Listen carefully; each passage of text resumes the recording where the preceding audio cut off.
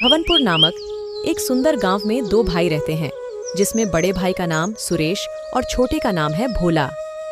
भोला बहुत ही अमीर और लालची था। बारिश के कारण हमारी पूरी फसल बर्बाद हो गई। मालिक, हमें कुछ पैसे दे दीजिए, हमारी पूरी मेहनत लगी थी। कौन से पैसे? कोई पैसा नहीं दूंगा। देख नहीं रहा सारी फसल खराब हो गई है। मेरा भी तो पैसा लगा था। अब जब फसल नहीं तो कह के पैसे, जाओ यहां से, कोई पैसा नहीं मिलेगा। जबकि सुरेश बहुत दयालु और गरीब था। बच्चे, मुझे कुछ खाने को दो, मैं 2 दिन से भूखा हूँ। ठीक है बाबा जी, मैं आपकी मदद करूंगा। बहुत बहुत धन्यवाद बच्चे, भगवान तुम्हें हमेशा आशीर्वाद दें। सभी बच्चे कृपया इस चैनल को सब्सक्राइब करें।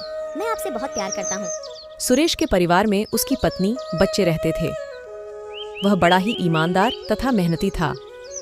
भोला अमीर था, इसलिए वह काम नहीं करता और सुरेश अपनी जीवन खेतीबाड़ी से ही चलता था।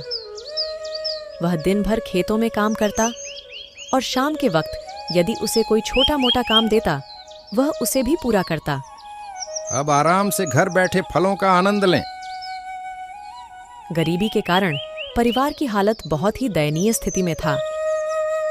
जमींदार के यहाँ से बाहर जाकर झाड़ू पोछा, बर्तन में काम करूंगा।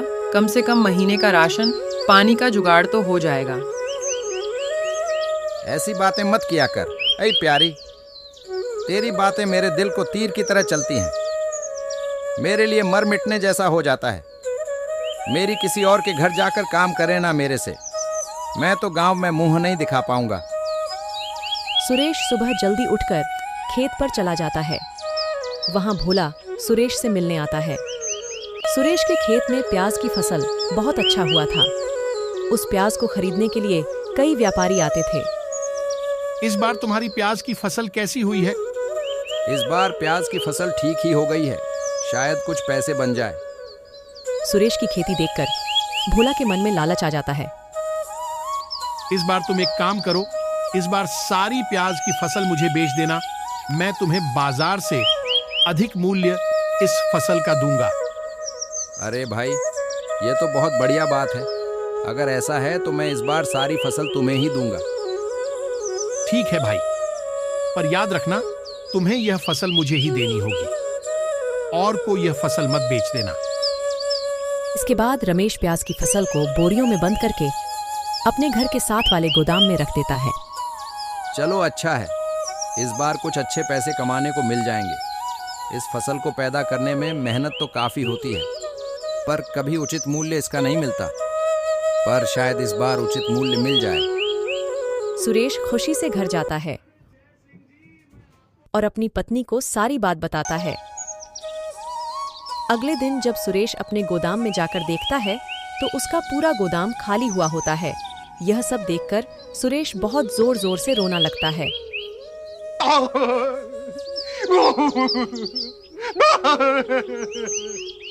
कौन किया है? सब खत्म हो गया रे। भगवान, ये क्या हुआ? प्याज की बोरियां कहाँ गई? रात को तो यही रखी थी। उनको उठाकर यहाँ से कौन ले गया? थोड़ी देर बाद भोला भी वहाँ आ जाता है। सुरेश के पास जाता है और उससे पूछता है, क्या हुआ सुरेश? तुम रो क्यों रहे हो? भैया, आपका इंतजार कर रहा था। ये देखो ना, किसी ने मेरे गोदाम की सारी प्याज से चुरा ली।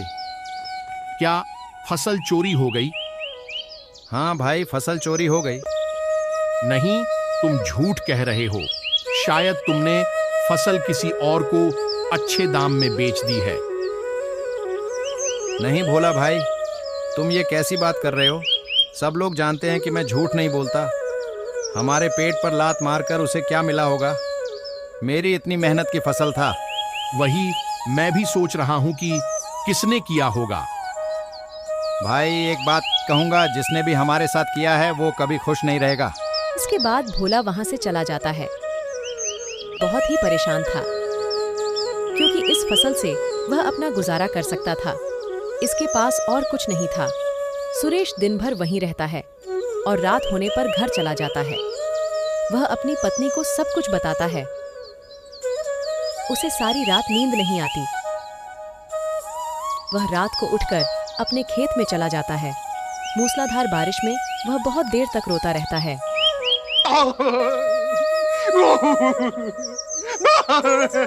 अगली सुबह सुरेश गांव के कुछ लोगों को बुलाता है। सुरेश पता लगाना चाहता था कि आखिरी उसकी फसल किसने चुराई होगी और उन्हें अपनी समस्या के बारे में बताता है। तभी एक व्यक्ति बोलता है, हो ना हो यह फसल चुराने वाला कोई इसी गांव का होगा। इतनी जल्दी पूरी फसल को गांव से बाहर ले जाना मुश्किल है। जल्द से जल्द उस चोर को पकड़ना होगा। यदि हमने देरी कर दी तो वह चोर जरूर फसल को कहीं गांव से दूर ले जा सकता है। कि बहुत सोचने के बाद समूह को एक उपाय सूझता है। क्यों ना पूरे गांव में जाकर लोगों से पता करें कि उन्होंने किसी ऐसे व्यक्ति से फसल खरीदी जिसने प्याज ही नहीं उगाई है। सुरेश घर घर जाता है तथा लोगों से पूछता है, क्या आपको प्याज की फसल चाहिए? हाँ भैया, कैसे दे रहे हो? हमारे फसल तो कुछ दिन पहले ही खत्म हुई है। आप कृपया हमें जरूर दे दें। ठीक है बहन जी, मैं शाम तक आपको देता हूँ। सुरेश के पास फसल तो नहीं होती, पर उसे ऐसे दिखाना पड़ रहा था कि मानो वह फसल बेचने जा रहा हो। क्या आपको प्याज की फसल चाहिए? नहीं भाई, हमारी तो पिछले साल की फसल अभी तक है। इसके बाद रमेश एक और घर में जाता है। क्या आपको प्याज की फसल चाहिए? भाई मैंने कल ही फसल खरीद ली है, वह भी बड़े सस्ते दाम में। सुरेश को यह सुन बड़ा आश्चर्य होता है। ऐसा कौन है जिसने सस्ते दाम में इस व्यक्ति को फसल दिया? अच्छा भाई, कोई बात नहीं, आप फसल मत लो, पर ये तो बता दो आपने इतनी सस्ती फसल कहाँ से खरीदी, ताकि मैं भी कुछ फसल वहाँ से खरीदकर मुनाफा कमा पाऊँ। सुरेश भाई, मैं आपको यह बता तो दूं कि फसल किसने मुझे बेची है, पर उस आदमी ने मुझे मना किया है यह बताने से। क्यों भाई, उसने तुम्हें क्यों मना किया है, बताओ। देखो सुरेश भाई, तुम एक भरोसेमंद व्यक्ति हो, इसलिए किसी से कुछ मत बताना। भाई किसी को भी कुछ नहीं बताऊंगा। ठीक है, वह भोला है ना, उसने मुझे फसल इतने सस्ते में बेची है, तथा उसने मुझे यह कहा कि तुम किसी को भी इस सस्ती फसल के बारे में मत बताना। इसके बाद रमेश सीधा घर आता है। रमेश अब बड़ी गहरी सोच में होता है। भोला फसल कैसे बेच सकता है? उसने फसल ही नहीं उगाई थी। कहीं भोला तो मेरी फसल को चुरा तो नहीं ले गया? व्यापारी की तरह सुरेश अपना रूप बदलता है और भोला के पास जाता है। भोला को कोई अनजान आदमी उसे नजर आता है। भाई, मुझे कुछ प्याज की फसल चाहिए थी। बाजार में जो दाम चल रहा है, मैं उस दाम से अधिक देने के लिए तैयार हूँ। क्या सच में अधिक दाम दोगे? हाँ बिल्कुल। आप सही जगह पर आए हैं। मुझे किसी ने बताया था कि इस गांव में भोला नाम का कोई व्यक्ति है। उसकी फसल काफी अच्छी होती है, तो मैं बस उसी से फसल लेने चला आया। मेरे पास बहुत सारी फसलें हैं। इसके बाद भोला सुरेश को अपने घर के कोने में ले जाता है, जहां उसने सारी फसल रखी होती है। देखो, ये सारी हैं। रमेश अपने व्यापारी रूप से अपने स्वरूप में आ जाता है। मेरी फसल कैसे तुम्हारे पास आया?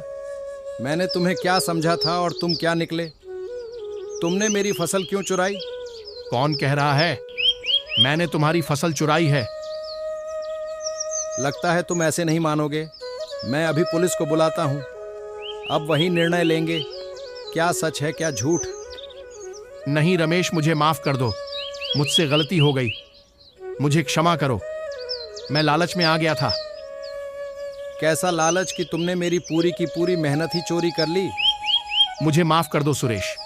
बड़ी देर माफी मांगने के बाद आखिरकार रमेश चंदू को माफ कर देता है। इस तरह सुरेश की चतुराई की वजह से सारी फसल भी बच जाती तथा चोर भी पकड़ा जाता है।